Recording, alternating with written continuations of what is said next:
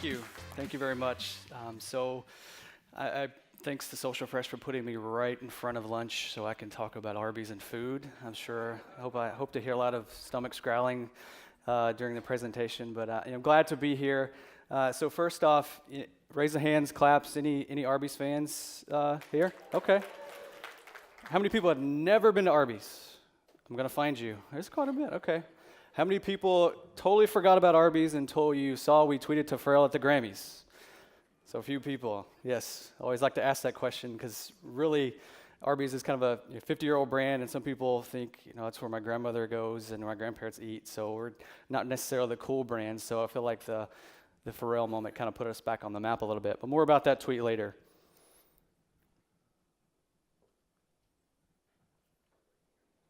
Oh, here we go. So just a little bit of background on myself. So I oversee digital and social media. And now we go ahead. There we go. So I oversee digital and social media for Arbys. I've been there for 4 years. Prior to my role at Arbys, I was on the agency side, and my main account was Chick-fil-A. So I've gone from chicken sandwiches and waffle fries to beef and cheddars and curly fries. So my waistline is ever expanding. Tasting this great food. I'm a big golfer, so I need to talk to James about giving that hovercraft to Atlanta. That would be awesome. Big sports fan. I'm from Georgia. I live in Atlanta. Anybody from Georgia in the building? Okay, there's a contingent back there. There are a few people from the East Coast. So big sports fan for the Braves and Falcons, even though that's not very fun at the moment.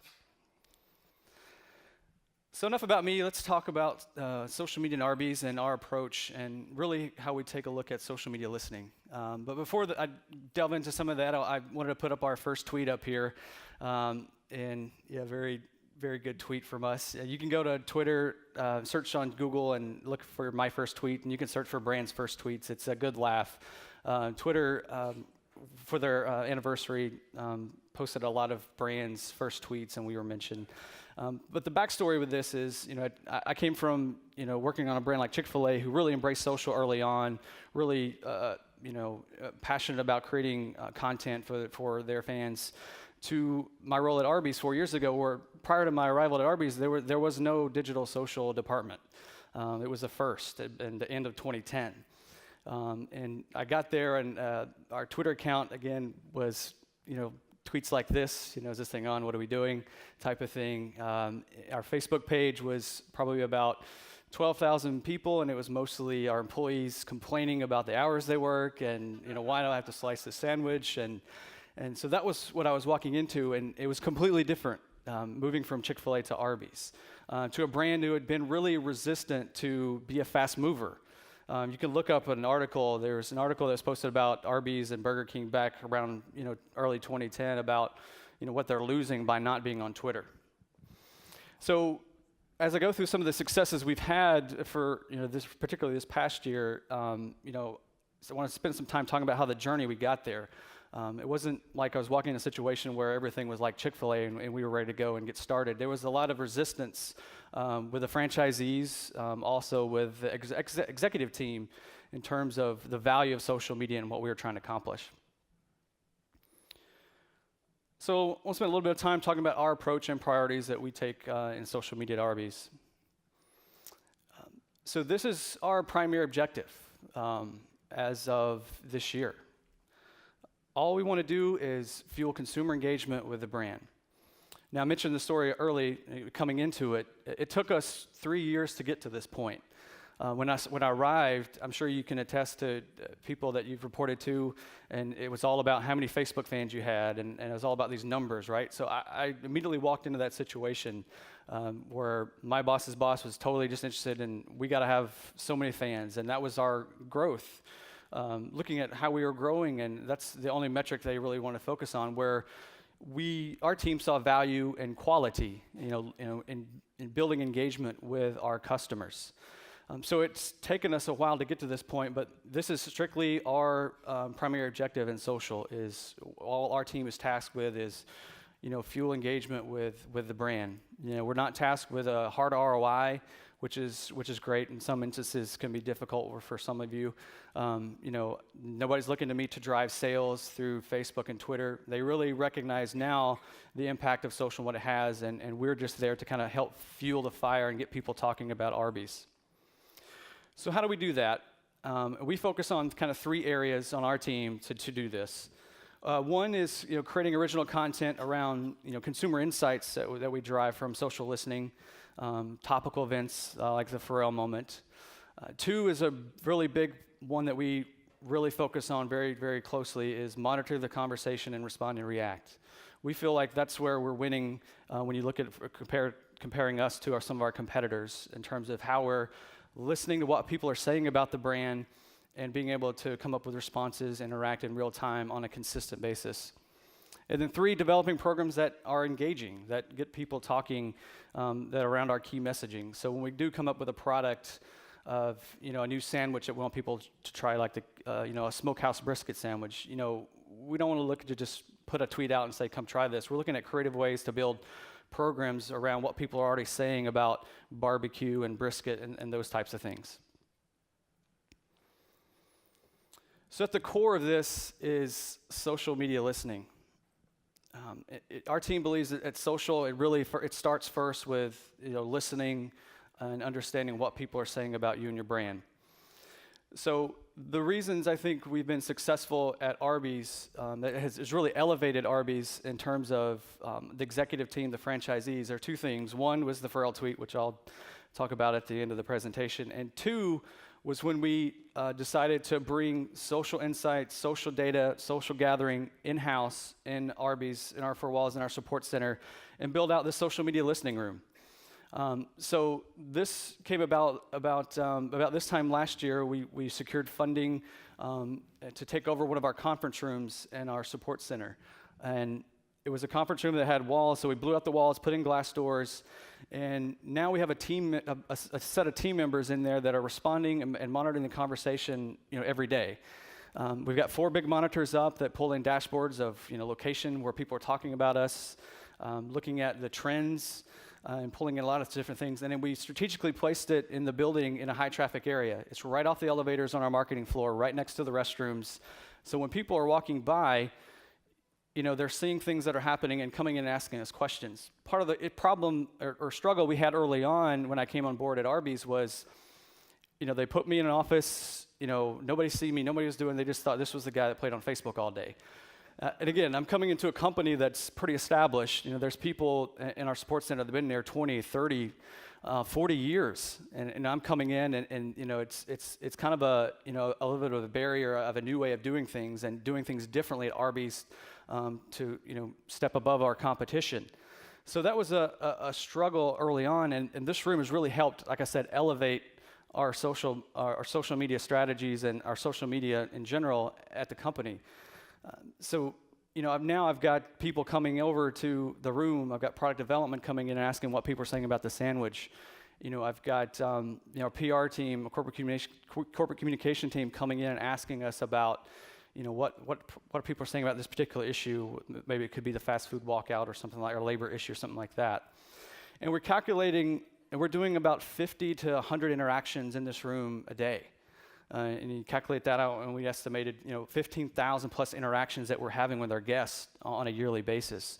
And we're hoping to continue to grow this number as we continue to add team members. But they're in there responding to Twitter, responding to Facebook comments. And we really take a pride in trying to respond to as many comments, tweets, and posts on our Facebook page as possible. So this is just one example, and I don't know if you guys do this, but we see this a lot, and we're always into jump into this conversation. But people posting about to Twitter asking for guidance on where they should eat, and we see this all the time. And they'll tweet us, "Hey, Arbys, Subway, McDonald's, didn't pack my lunch today. Where should I go eat today?" And we're like, "This is great. Let's jump in and start a conversation with them." And if you look in all these tweets, some of these brands don't even respond. And for me, I feel like, this is the ultimate ROI for us, is jumping in and tweeting back, we think you should go to Arbys. And for people to see that unsolicitedly and see a reaction from us, 20 minutes later, they're tweeting back a picture of us of, their roast beef sandwich and curly fries. So this is just one example of what we're doing, but we're doing these 50, 100, 150 times a day. So it's important to note some of the key areas that since we've taken social media kind of insights and data gathering in-house, we've got a team of analysts that are sitting in this room and mining data for opportunities for us to jump into. And I've got some case studies that showcase how some of this has translated into success for us in connecting with our guests. One is brand analysis. So, we're monitoring all the types of public conversations about Arbys. Doesn't matter where it is, what it is. If it's somebody's mentioned Arbys, we want to gather that into kind of a dashboard and look at it and be able to report on the health of the conversation. Two, which we've done a lot with, is product launches. So I've got a couple of mentions about how we do that, but we've created topics and dashboards for each and every one of our products, including our limited time offers. So, we want to know what people are saying about our creme brulee shake or our apple crisp. And, sometimes we're learning things that, maybe, we have too much mayonnaise in our pecan chicken salad. And so we'll take that insight back to product development and to improve the product. Influencer monitoring is another one. So we'll load in all of our, celebrity influencers that like the brand. If anybody watches The Daily Show, they like to pick on us quite a bit. And so, we come in the morning and we're able to see a dashboard of quickly when things are happening and what people are talking about. Issues tracking is another one that's very important in our space. I'm sure you've probably seen, stories shared where the Taco Bell employee licks the shells and posts it online, or, unfortunately people get sick at a fast food restaurant. Using this technology and these tools that we have in this room, we're able to, quickly identify and get alerts. So let's not say somebody, for instance, may have gotten sick at an Arbys and people tweeted about it. We're able to dial in quickly to their location and where they are and be able to reach back out with our safety protocol team to reach out to that franchisee and say, hey, we're seeing some high-ticket issues. We may want to address this and take a look at some of our products. And then we look at campaigns, so our current advertising campaign, as well as looking at what are our competitors doing? What are Taco Bell and what are Wendy's doing that's moving the needle that could be impacting our business that we want to know. So with that, let's talk about sauce. Anybody Arbys or horsey sauce fans in here? Oh, yes. We've got some fans. So people are really passionate about sauces. I mean, really passionate. People tweet us, taking handfuls and handfuls of sauces, our sauce packets. They just can't get enough of it. People or anybody have a drawer at home where they put all their extra sauce? Yeah. So people will tweet us when they run out of sauce and they want to come in and get bagfuls. I mean, people really, really love our sauces. They'll come in and fill up this is an au jus cup, they'll fill up with their sauces. We've got people that'll try to come in and bring bottles and just sit at our pump stations and try to take the sauce out. So, our team was picking up on this. We saw these comments in Facebook and Twitter, and we thought there's an opportunity here. And we saw tweets like this: they should sell Arbys sauce in stores.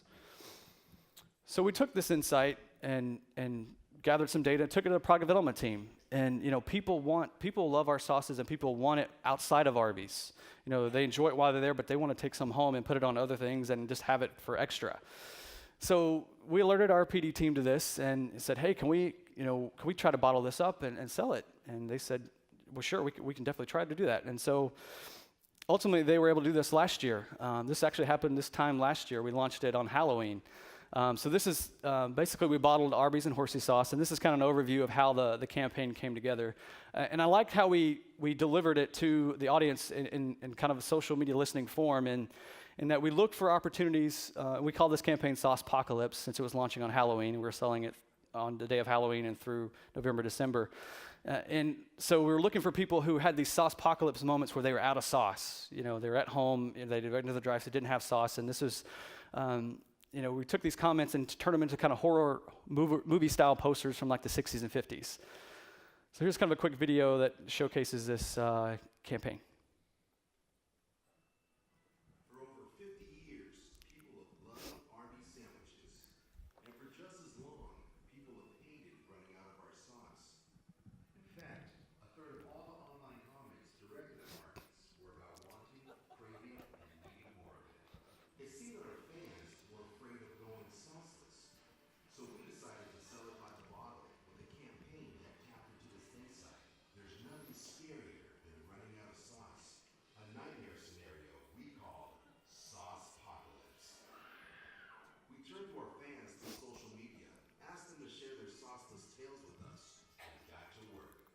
told us about tasteless meatloaf, terrible beer can chicken, and dry leftover spaghetti. We even heard about, get this, a sauceless barbecue. Here's Bill's post. Days later, it turned into this. Megan's tweet. It became this. And, well, you get the point. Real-life horror stories turned into real-life movie posters, posted to the surprise of our fans. And the stories spread like panic, from Facebook to Twitter to blogs, articles, online conversations all around the world. We had struck a social chord, so it only made sense to turn the artwork into ads, which ran in the hometowns of the fans who submitted them, making them local heroes. As a result of our posts, twice as many people were talking sauce. We sold nearly 50,000 bottles and generated over 500,000 earned media impressions, resulting in one of the best product extension launches in our history. Social media gave us the chance to listen to our fans and respond with a highly targeted yet cost-effective campaign that brought an end to the sauce apocalypse. So again, thanks. That really was the first time we took some social data and delivered it to product development. And it was like, this is something that they thought they could tap into moving forward. So we'll move to sauce to talk about the Meat Mountain. Is anybody familiar with Arbys Meat Mountain? Only a few people. So this is a kind of interesting story. I'll share real quick and show a video. So essentially, we've just relaunched a new advertising campaign. If you haven't picked up on it, Arbys, we have the meats. So, we're trying to, this new campaign is get away from people just thinking we're a roast beef brand, right? We have other meats. We've got turkey, we've got brisket, we've got bacon, we've got ham. We've got all these great meats, and we're very proud of them, but we're trying to get people to, notice them. So this moment actually happened, it was interesting. So we put out a lot of collateral in this brand relaunch. We had it in July with this new campaign, right? And so we, changed the signage in the store. And one of the pieces that was this floor stand that we put in and by the registers showed kind of layers of all the meats on just kind of a floor stand that we put by the registers. And some of our franchisees and restaurant managers was coming back to, our marketing teams and saying, people are going to try to order this sandwich. As a sandwich, we're like, you're crazy. You got to be kidding. Nobody's going to order a sandwich with all proteins on it. That's just going to taste terrible. Nobody's going to order that. So I heard about it, and I said, well, let's do some social digging and see, if that's really the case. And we started seeing tweets. This was an Instagram post from a gentleman who, said, I want this. My body is ready. So, who are we to deny his body this lovely meat mountain? So, and another challenge we were having was that, we didn't have a secret menu. We've never had a secret menu item. If anybody familiar with, you can get these secret menu items at Starbucks and In-N-Out Burger, right? It's all this underground stuff, and we've always had a void, and we're like, this is our secret menu item. So it is the Meat Mountain. So if you go to Arbys and say you want the Meat Mountain, we will give you a sandwich with all the meats for $10. So here's a quick video to showcase kind of how crazy it went after we put it out there.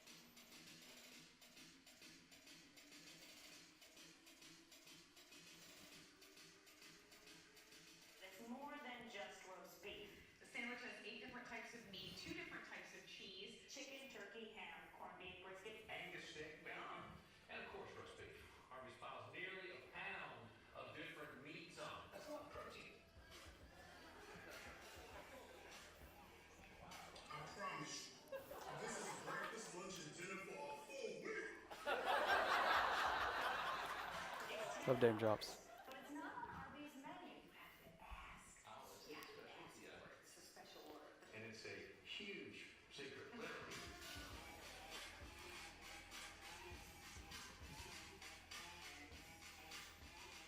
We found the secret item on Arby's menu. We just had to taste test it. So if you go in and you say, I want a meat mountain, they will say that will be $10 and they'll give you the biggest sandwich you've ever seen.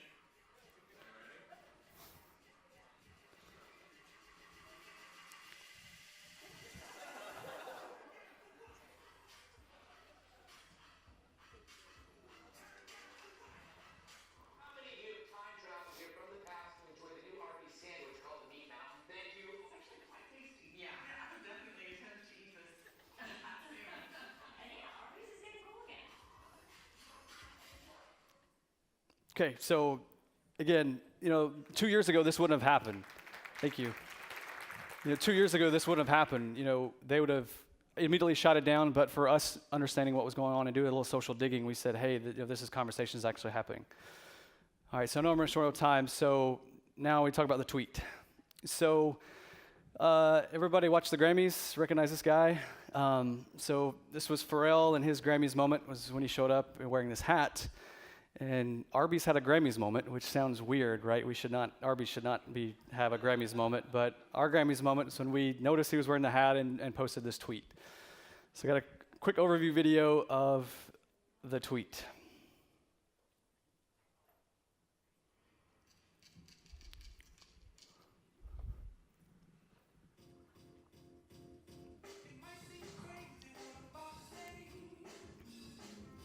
Arbys may have inspired the next most unusual fashion choice everybody is talking about. Yes, take a look at this. Buzz was all about Pharrell and his hat.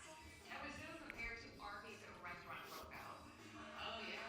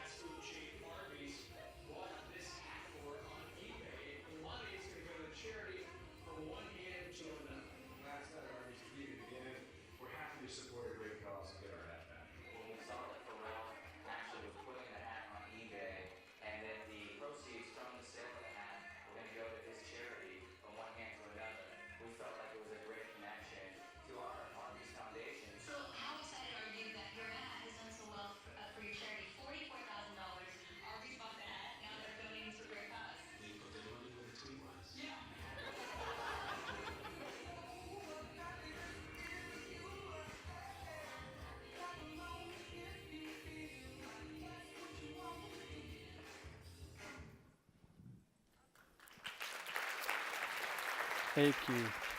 So I'm running quick on time. So I always get asked, how did this happen? Like, what did you do, and how did you tweet this, and how did this come to be? So I'll quickly go through. Really, people always pick it as a real-time marketing story, and it is. But for us, we take pride in it. It's a social listening story.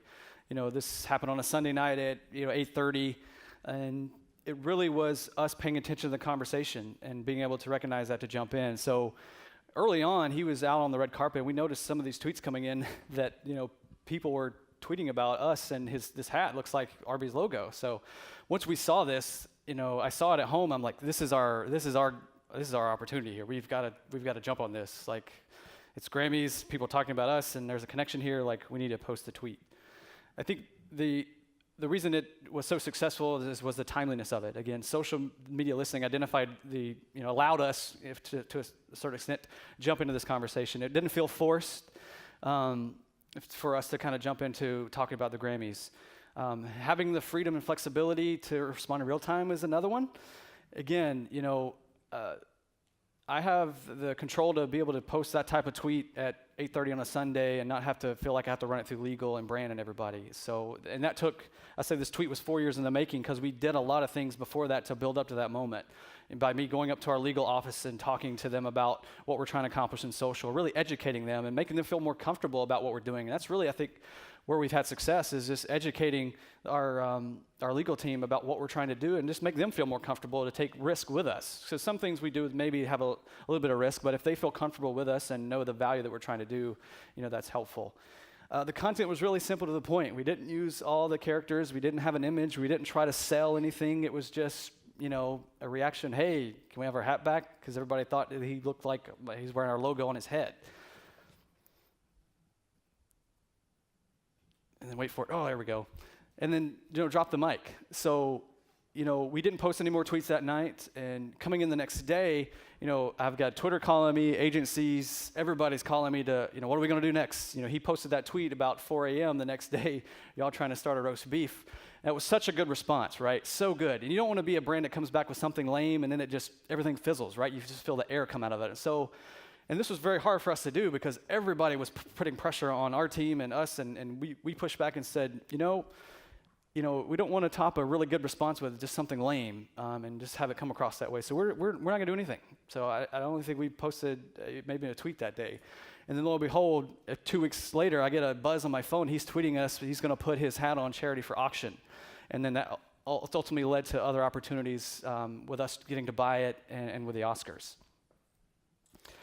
And, I have a slide here that says, this is a tweet that keeps on giving. This happened in January, and it keeps just coming back and being, really great moment for the brand. So after we bought the hat, we built a kind of case for it in our lobby in our building in Atlanta, but then realized, this is a great asset for the brand. How can we spread it around and get other people to see this hat? So we, reached out to the museum, which is in DC. If anybody's ever been in the museum, it's a great facility. It shows pop culture stuff in their museum, and they said, yeah, we'd love to feature the hat in an exhibit. So it's been in the museum for the past couple months, and now it's just finished and coming back to Atlanta.